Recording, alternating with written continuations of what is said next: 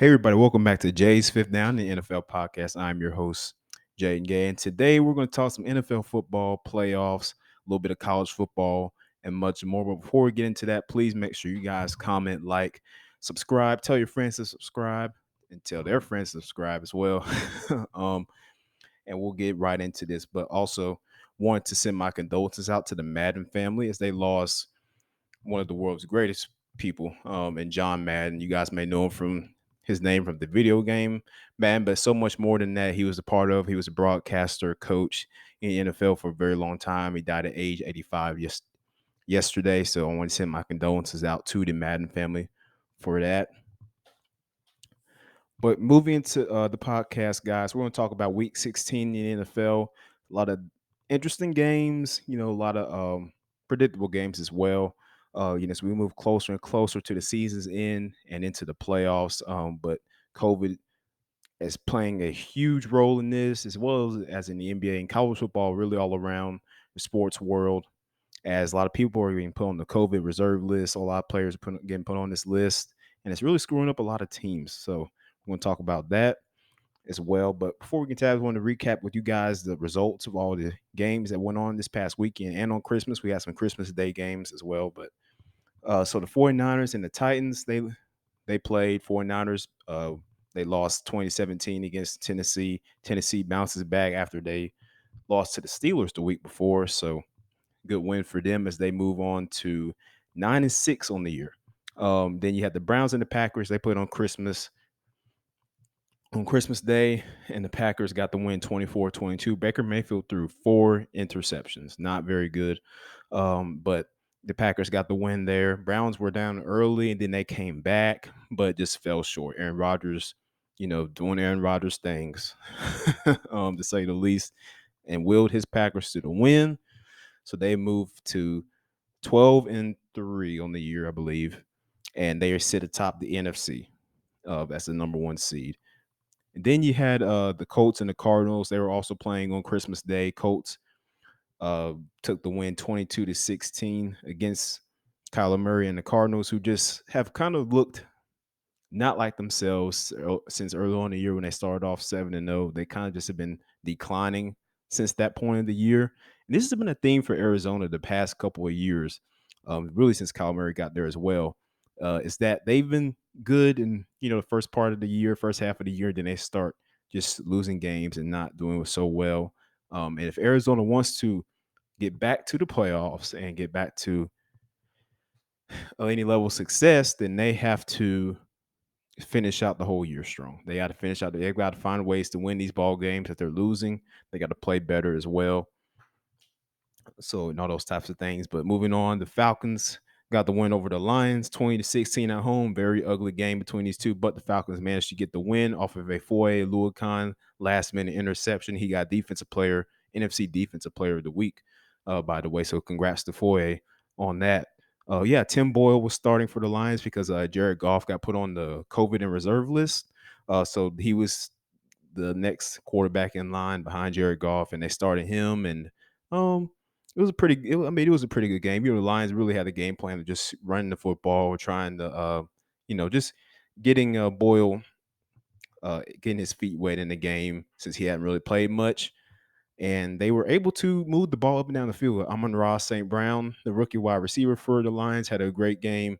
He finished with over 5 catches and over 95 receiving yards. So he had a good day, and he had a touchdown as well. The Lions also had a special teams touchdown on the day. So interestingly there, but they could not get the win in Atlanta. So then you had the Rams and the Vikings. Rams took that 30-23. It was a close game, back and forth, but the Rams ended up pulling out that win and stay afloat in the NFC playoff race, which is really tight at the moment as far as your top 5 seeds are concerned.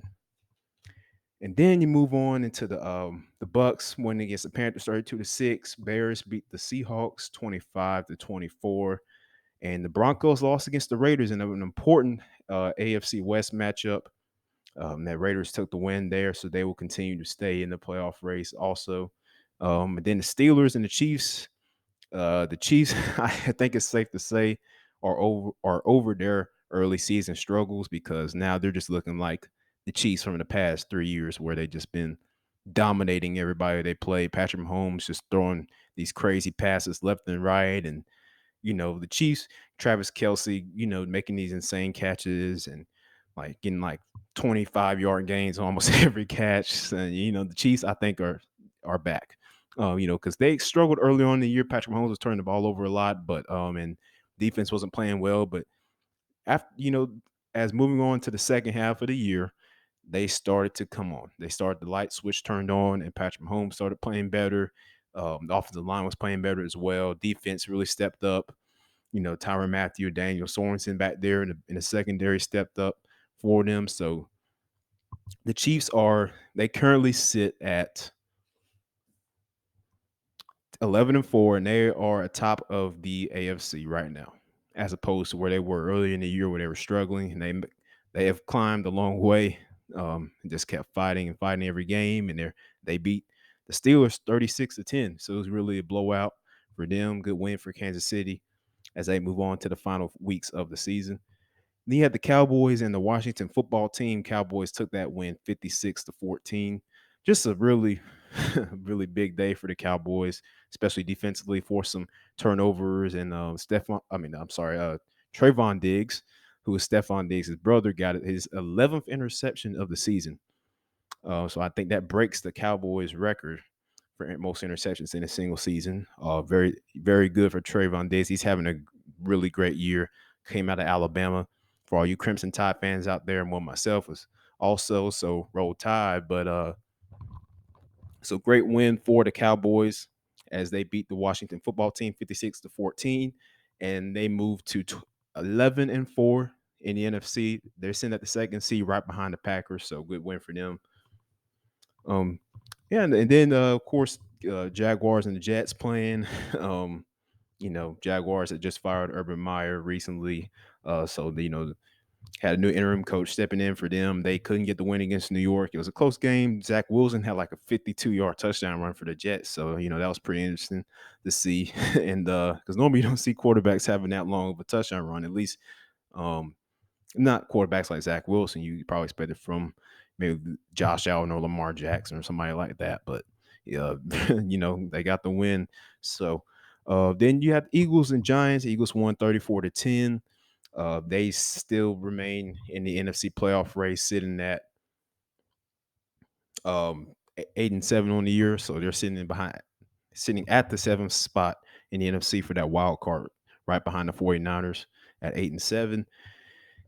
Then the Bills and the Patriots played as well. You remember last time these two teams played, it was snowy up in Buffalo. It was windy. It was just, it was a very interesting atmosphere for the game. I mean, this is the game where the Patriots really only threw like, 3 times. Mac Jones had, I think, 3 completions or in 3 attempts, I think, for 19 yards or whatever. They just ran the ball for like over 200 yards. So, that was the first game. But then the Bills came in with a different game plan, and they came in and just really were dominating the game pretty much for the whole time. Josh Allen was getting going. Find Stephon Diggs early, and he's running the football as well. So great win for the Buffalo Bills. They moved to 9-6 on the year, sitting at 4th in the AFC currently. Ravens and Bengals played. Bengals won 41-21. Joe Burrow had over 500 passing yards, which was insane. And and so looking like his old LSU days, right? And he just willed the Bengals to a win. They pretty much were dominating the Ravens the whole game. Ravens came back a little bit, were able to put 20 points on the board, but ultimately could not get the win against Joe Burrow and the Cincinnati Bengals. Texans and Chargers played as well. Chargers were without a few guys due to COVID as well. And the Texans got the win 41-29. So those are the results for week 16 in the NFL. A lot of interesting games, as I said. The standings still are pretty much remain the same. A lot of teams sit with the same record.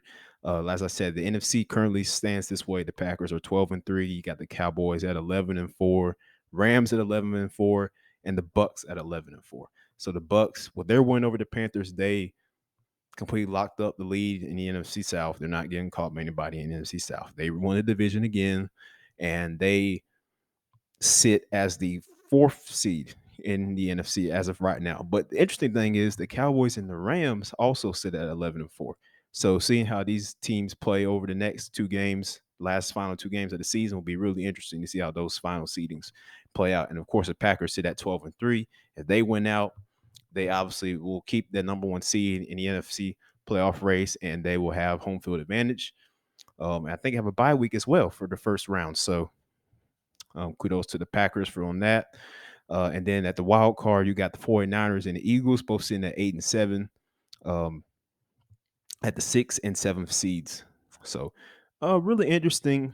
This has been one of the most interesting NFL seasons I've ever seen, to be quite frank with you guys. And the reason I say that is because, for one, it started off, it's like kind of fun, like how you get the good teams have kind of been iffy, over the course of the year. Like I said, the Chiefs, who have been just dominating the past couple of years, been in the Super Bowl twice the last 2 years.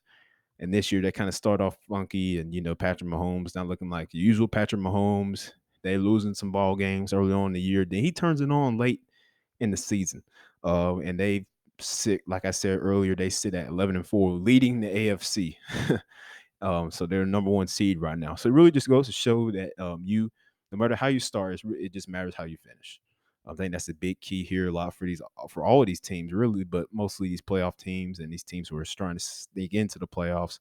It doesn't matter how you start, but how you finish, and you want to finish the year strong. So all these games matter. These division games are extremely important, which is why all these coaches, they preach that especially these division games are almost like playoff games themselves, because this is a game where between two division opponents, and it could determine a lot of things moving forward into the season, like playoff seeding, who wins the division, those different things. So it's very interesting to see how all these guys have progressed throughout the year. They've done well throughout the year. One guy I want to say who's made much progress throughout this NFL season is Davis Mills. Davis Mills is a quarterback for the Houston Texans, and of course, he's not going to get talked about a lot because he's with the Texans, and the Texans are they sit in an interesting spot right now. They're not in the top of the league, really, in record. They're kind of in the bottom half of the league, currently sitting respectively. Obviously, Deshaun Watson still is not playing right now, as you all know. But Davis Mills has been starting pretty much for the whole year, and he's done pretty well. He's been improved, rookie quarterback, um, Georgia kid as well. Went to high school here in the state of Georgia. Don't remember what school he went to exactly, but just he's having a great rookie year for the Texans. They're throwing him into the fire to start off. And he's been doing pretty well, so I want to give kudos to him.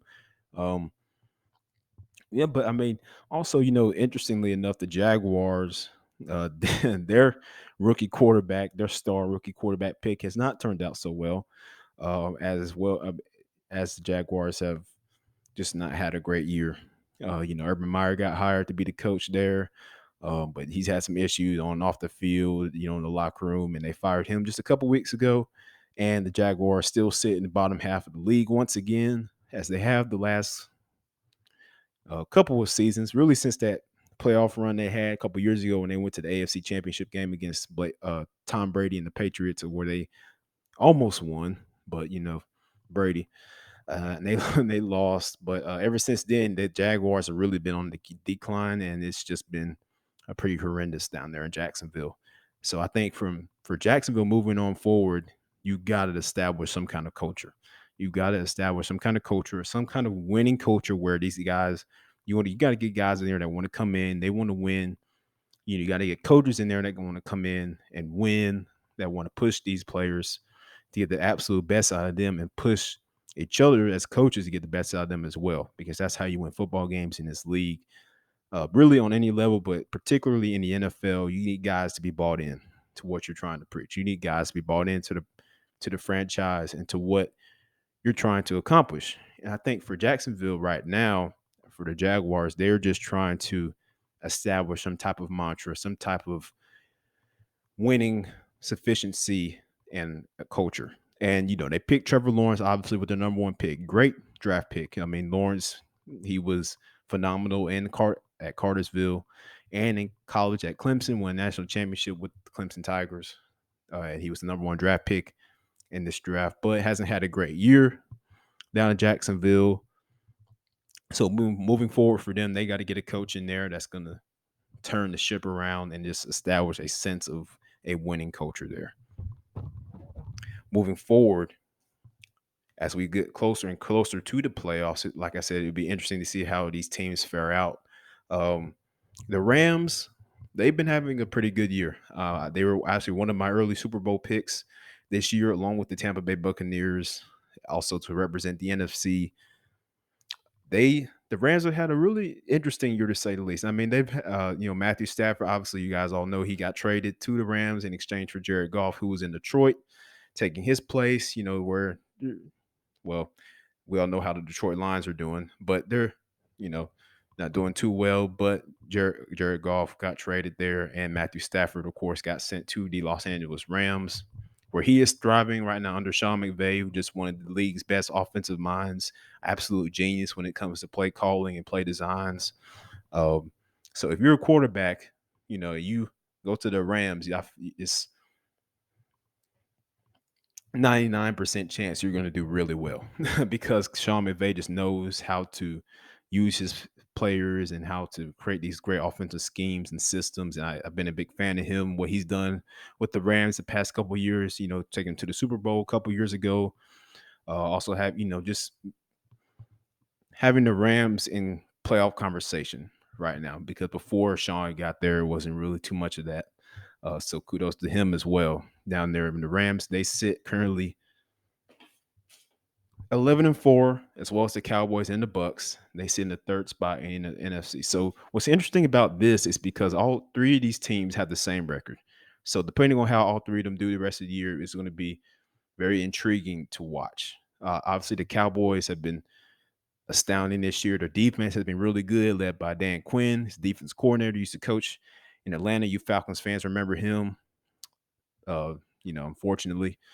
But yeah, so the Cowboys, I mean, are having a great year. Trayvon Diggs obviously having an amazing year outside at corner, having 11 interceptions, leading the NFL, which is, I mean, it's really just amazing how his ball hawking skills are just how so accurate. He has great timing on when to go up and get it, where the ball is going to be thrown. Not many cornerbacks have that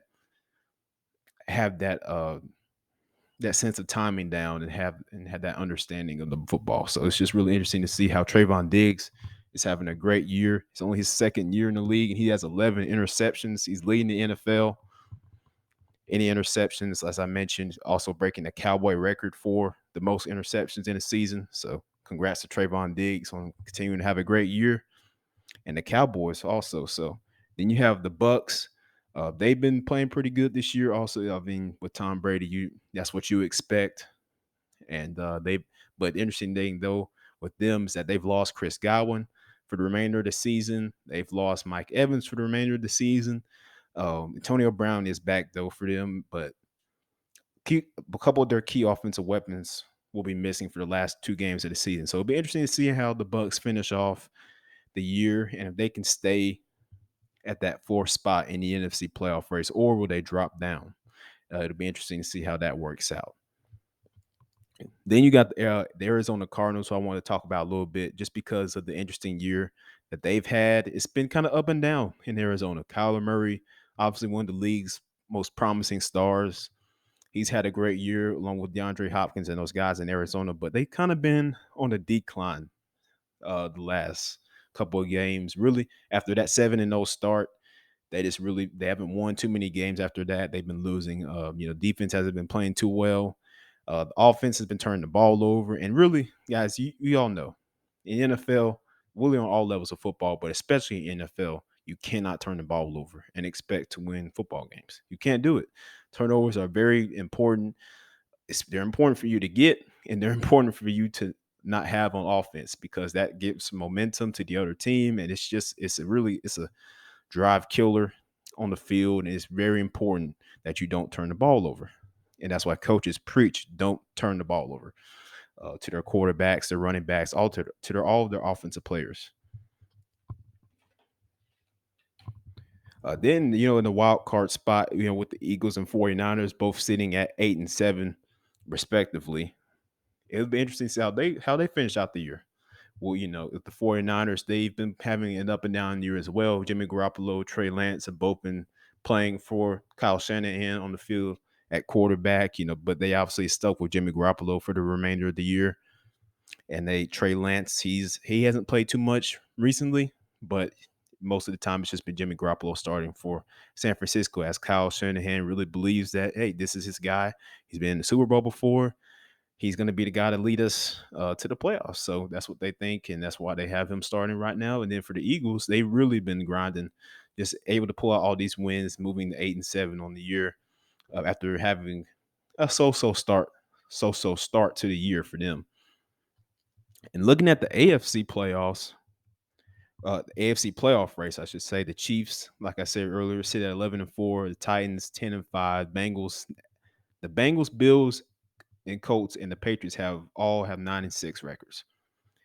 That is the craziest thing to me. Like, I don't think we've had in a long time where four teams in the NFL had the same record that are in the same conference going into the playoffs. That's really interesting to see.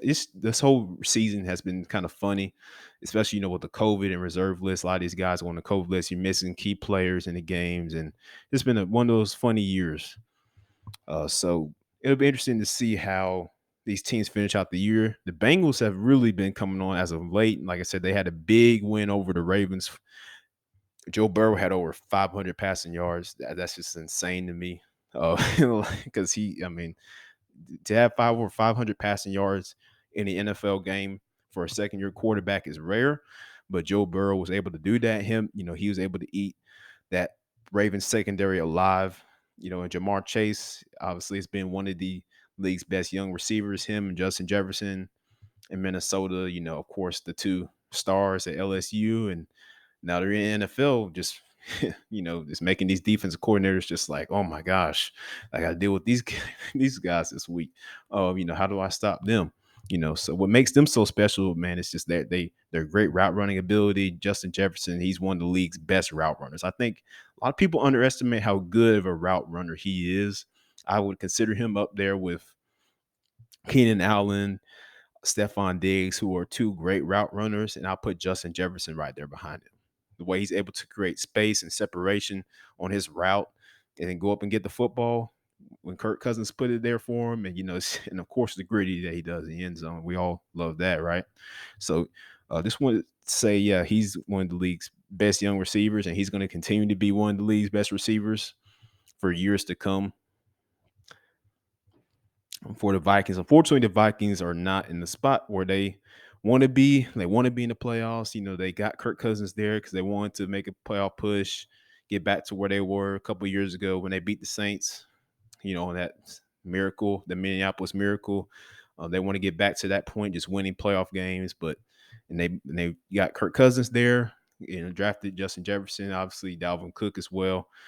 So they're really hoping to get back to that point, but this year wasn't too good of a year for them. So they're hoping to, again, get back to that point of winning playoff games and having a winning culture of football. Overall, I think this week, like in the NFL, is very intriguing, and it should be fun. The last two games of the season. This is crazy. It just feels like we were starting week one not too long ago, and now we're only 2 games away from the end of the 2021 NFL season. We've made it. We've almost made it.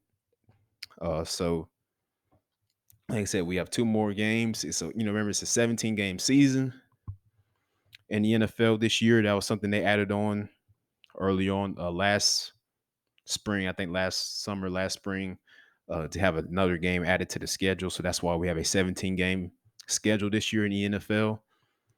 It's interesting to see how that leaves a toll on these players' bodies going forward into the playoffs, playing 17 games in the regular season. That's interesting.